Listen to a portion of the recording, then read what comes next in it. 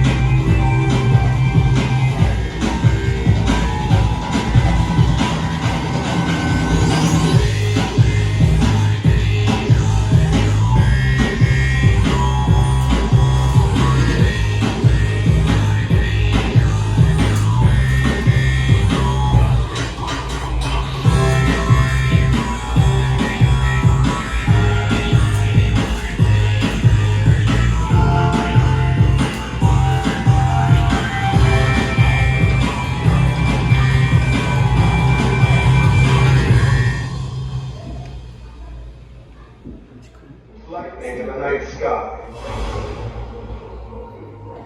or a meadow filled with flowers. Seems like things from the natural world are finite in and of themselves, and yet their mysterious complexity and awe-inspiring beauty seem connected to extraordinary processes that extend far beyond what our eyes can see. Perhaps the thing we call wonder is really just a glimpse of the infinite that the beauty of nature implies.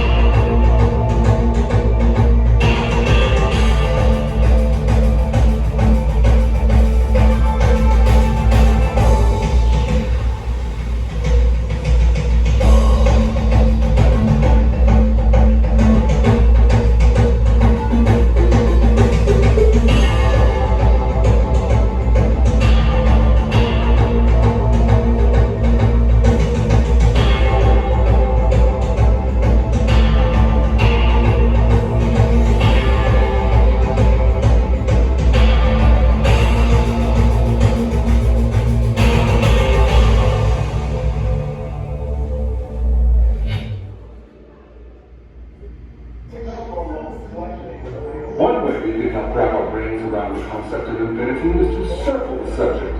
And I mean this quite literally, because when we look at an object that's traveling in a circular path, we can see that this path has no end to it. Without a force to stop it, this orbital journey could theoretically go on forever.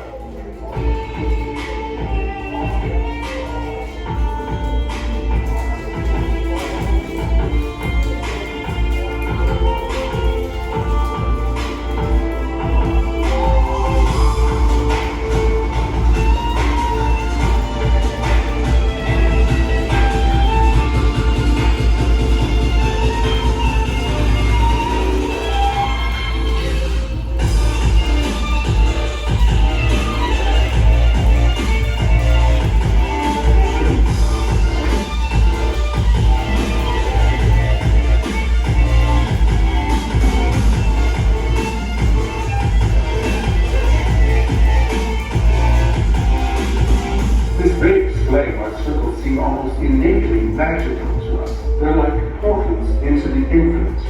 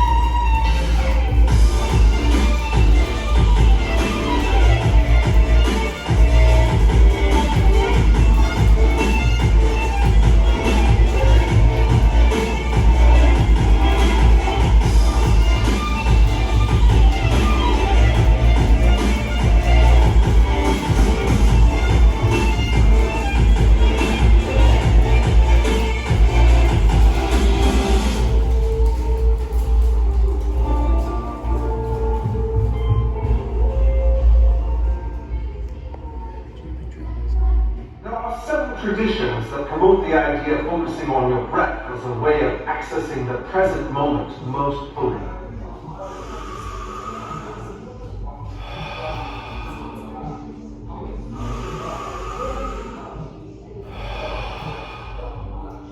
But the present has no duration.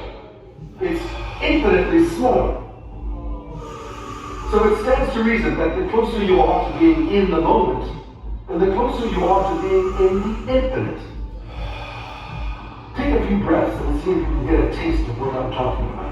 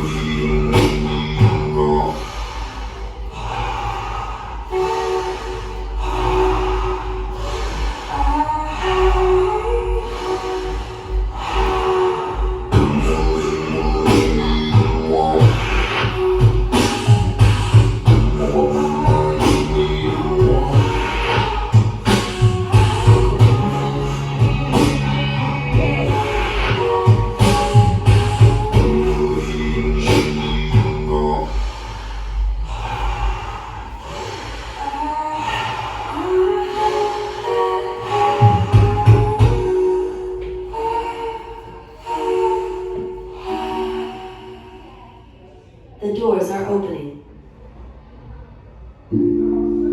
Perhaps the poet said it right all along. They've always maintained that the best way to access infinity is not with our minds, but with our hearts.